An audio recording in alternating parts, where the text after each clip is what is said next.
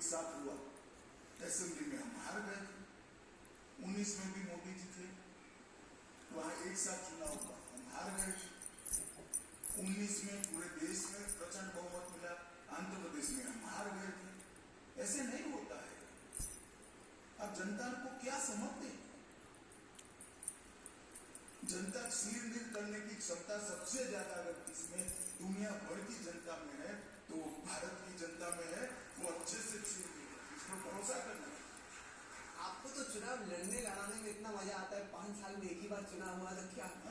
आपको चुनाव व्यक्तिगत तौर पे लड़ने लड़ाने में इतना मजा आता है, देर रात तक लगे रहते हैं, सुबह सुबह स्टार्ट होता है, 5 साल में एक ही बार चुनाव, आप बोर नहीं हो जाएंगे? मैं चुनाव मजा के लिए नहीं लड़ रहा हूँ, जनता को सच्चे मुद्दे की जानकारी देने के लिए लड़ रहा हूँ। एक बात, और मेरी पार्टी को जिताने के लिए। मेरी पार्टी तो वैसे भी जीतने वाली